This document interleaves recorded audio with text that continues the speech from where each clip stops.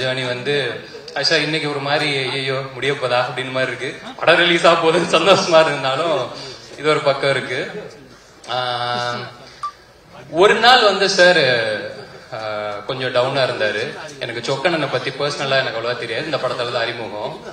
Sir டவுனா இருந்தாரு. என்ன சார் என்னாச்சு அப்படின்னு பாருன்னா, இல்ல நான் வந்து இந்த இண்டஸ்ட்ரிக்கு நானும் சொக்கும் ஆல்மோஸ்ட் ஒரே டைம்ல தான் வந்தோம். நான் அசிஸ்டன்ட் டைரக்டரா வரும்போது சொக்கு வந்து அசிஸ்டன்ட் மேனேஜரா ஜாயின் பண்றாரு. இன்னைக்கு வந்து இத்தனை வருஷம் கழிச்சு சொக்கு படம் பண்றாரு. நல்லபடியா அந்த படம் வந்து சேர்ந்துடணும், கரெக்டா வந்து இதாயிடணும். ஏன்னா படத்தோட பிசினஸ் அது இதுன்னு எல்லாத்தையுமே கொண்டு போய் கரெக்டா லேண்ட் பண்ணிடணும். அது எல்லாமே ரொம்ப இதுவா போயிட்டு இருக்குன்னு சொல்லி ரொம்ப குரூஷியலான ஒரு சிச்சுவேஷன்ல சொல்லிட்டு இருந்தாரு. சொல்லி முடிச்சதுக்கு அப்புறம் என்ன சார் சிச்சுவேஷனை பார்த்தா ஆடுகளத்தோட இன்டர்வல் பிளாக் மாதிரி இருக்குது அப்படின்னு சிரிச்சுட்டு, ஆமா கொஞ்சம் அந்த மாதிரிதான் இருக்குல்ல அப்படின்னாரு. அப்ப நீங்க தனுஷ் சார், நான் உங்க கையில இருக்கிற சேவலா சார்? கண்டிப்பா பார்த்தே அடிச்சிருவோம்னு நம்புறேன் சார். அந்த நம்பிக்கையில இருக்கிறேன், பாப்போம். ஆண்ட்ரியா மேம் சேம் அதே தான். ஏன்னா ஃபர்ஸ்ட் ஆண்ட்ரியா மேம் கதை கேட்டுதான் அனுப்பியிருக்காங்க சார்ட்ட. அப்படி இருக்கும்போது அவங்களும் ஒரு கதை கேட்டு ஓகே பண்ணிருக்காங்க அப்படின்னா, எனக்கு மத்த எல்லாத்தையுமே தாண்டி நான் இன்னும் அந்த மனுஷி படமோ இல்ல பிசாசு 2 நான் பார்க்கல மேம். ஆனா நிறைய பேர் சொல்லி நான் கேட்டுட்டேன், அதுல எக்ஸ்ட்ரா நிறைய பெர்ஃபார்ம் பண்ணிருக்கீங்க அப்படின்னு. சோ எனக்கு என்னன்னா, யாரோ ஒருத்தவங்க சொன்னாங்க, சாரி மிஸ் பண்ணிட்டேன்னு நினைக்கிறேன், இது எல்லாமே அதுக்கான ஆரம்ப புள்ளியா இருக்கும்னு நான் நம்புறேன். சோ இதுக்கப்புறம் அது எல்லாமே பயங்கரமா எல்லாமே ஒண்ணு கூடி வரும்னு நம்புறேன். ரொம்ப ரொம்ப நன்றி. எல்லாரும் சொன்ன மாதிரி என் அண்ணன்றது முக்கியமான கத்துக்கிட்டது ஒண்ணுதான், போட்ட காசு ப்ரொடியூசருக்கு வந்து சேரணும் அப்படின்னு. அந்த விதத்துல உங்களுக்கும் சொக்கனனுக்கும் எல்லாமே நல்லபடியா வந்து அமைஞ்சிரும் நான் கடவுளை வேண்டிக்கிறேன். அடுத்தது விக்ரமன் டைரக்டர். இவ்வளவு அவர் நிறைய பேசுவாருன்னு தெரியும். ஆனா என்னன்னா இன்னைக்கு கரெக்டா பேசிட்டீங்க, கரெக்டா பேசிட்டீங்க. நான் இந்த ஸ்டேஜ்ல பேசுறத இது லைவ் எல்லாம் போகுதுன்னு நினைக்கிறேன், யூடியூப்ல இதை சென்சார் எல்லாம் பண்ண முடியாதடா அப்படின்னு நினைச்சுன்னு இருந்தேன். சூப்பர். என்னோட ஆசை எல்லாமே ஒண்ணுதான் கண்ணன், படம் நல்லபடியா போகணும், ஒரு பெரிய ஹீரோ உங்களுக்கு கால் பண்ணணும், இன்னும் பெரிய இடத்துக்கு நீங்க போகணும், அவ்வளவுதான். மற்றபடி எனக்கு வேற எந்த இதுவுமே கிடையாது. நிச்சயமா அது நடக்கும்னு நான் நம்புறேன். ஜிவி ப்ரோ பத்தி எனக்கு சொல்றதோட ஒன்னே ஒண்ணு கேட்கணும் அப்படின்னு ஒண்ணு இல்ல சார். எனக்கு இந்த ப்ரொமோஷன்ஸ் எல்லாம் போயிட்டு இருக்கும்போது டைம் மேனேஜ்மெண்ட்ல எப்படி பண்றீங்கன்னு என்னையவே கேட்டாங்க. எனக்கு என்னன்னா, ஒரு வேலை தான் பாக்குறோம் நாங்க, ஒரே ஒரு வேலை, அதை கரெக்டா பண்ணி கொண்டு போய் சேர்க்கறதே போராட்டமா இருக்கிற இந்த காலத்துல நடிக்கிறீங்க, பாட்டு பாடுறீங்க, பாட்டு போடுறீங்க, கான்சர்ட் வேற, எல்லாத்தையுமே முடிச்சுட்டு தூங்குறீங்களா சார்? தூங்குவீங்களா சார்? கரெக்டா? Okay sir. உடம்ப பாத்துக்கோங்க சார், பத்திரமா உடம்பு பாத்துக்கோங்க.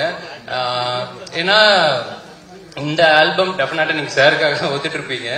எனக்கு ரொம்ப ரொம்ப நம்மளுக்கு ஒரு ஒரு ஒரு சின்ன சின்ன ஆசை இருக்கும்ல சார், வாழ்க்கையில இதெல்லாம் டிக் அடிச்சிடணும் அப்படின்ட்டு. ஜிவி சார் ஆல்பம்ல நான் நடிச்சிட்டேன் அப்படின்னு எனக்கு அவ்வளவுதான், அதை நான் டிக் அடிச்சிட்டேன். அதுலயே எனக்கு பயங்கர சந்தோஷம். எனக்கு என்னன்னா பிளஸ் அந்த சொன்னது உங்களுக்கு ஹிட் மிஷின் ஒரு பேர் வச்சிருக்காங்க தெரியும்ல சார், அந்த மிஷின் இந்த படத்தை நல்லா தள்ளிடும்னு நான் நம்புறேன்.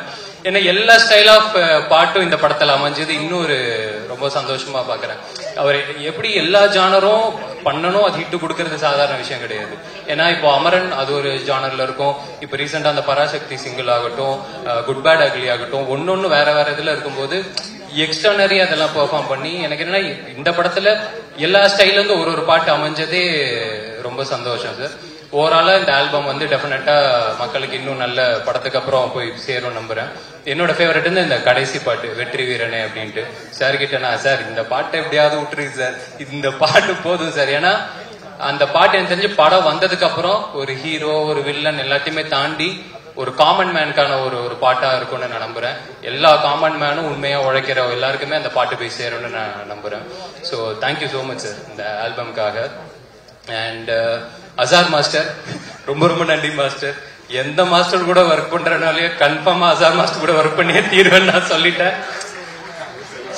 அதாவது இது போதும்ன்றாருங்க, இது போதும் அப்படின்னு சொல்ற ஒரு மாஸ்டர் எனக்கு அவ்வளவு சந்தோஷமாயிடுச்சு எனக்கு.